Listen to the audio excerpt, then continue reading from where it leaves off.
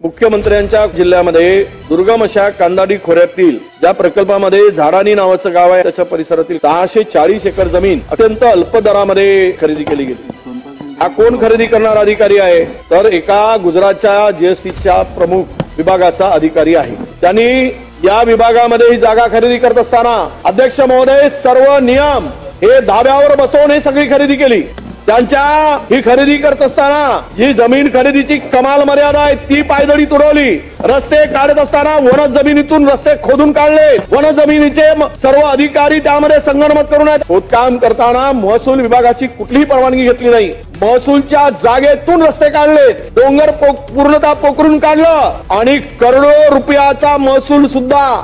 एवढी मस्ती, एवढी दादागिरी राजरोसपणे त्या सगळ्या ठिकाणी साताऱ्यामध्ये अध्यक्ष महोदय सुरू आहे की ज्या ठिकाणी वन जमीन वन कायद्याचं उल्लंघन झालं, वन जमिनीतून रस्ते काढताना गरीब माणसा गावातील एक रस्ता काढायचा असेल वन विभागवाले फिरवत असतात, पण इथे 640 एकर मध्ये जाणारे रस्ते आणि त्या भागामध्ये जाळणी बरोबर उचाट दोडणी या गावातील सर्व लोकांनी त्यांनी तक्रारी केल्या। त्या बिचाऱ्यांची तक्रार कोणीच ऐकत नाही। रायटिंग मध्ये लेखी स्वरूपात केले। शासकीय जमीन जे महसूल विभागाची आहे ती सुद्धा यांनी बाजूची ताब्यात घेतली, जमीन क्लिअर करतात आणि त्याबरोबरच अवैध बांधकाम सुरू केलं, खाणकाम केलंय, जंगलतोड केली, पर्यावरणाचा धोका निर्माण झाला आणि विशेष म्हणजे हे पर्यावरणीय दृष्ट्या अत्यंत संवेदनशील हा परिसर आहे। वन्य प्राणी आहेत, वन्य जीवाची पर्वा नाही, वन कायद्याची पर्वा नाही, महसूल अधिनियमाची पर्वा नाही। एवढं कसं काय होऊ शकतं? आणि म्हणून ही आम्ही ज्यावेळेस चौकपत्र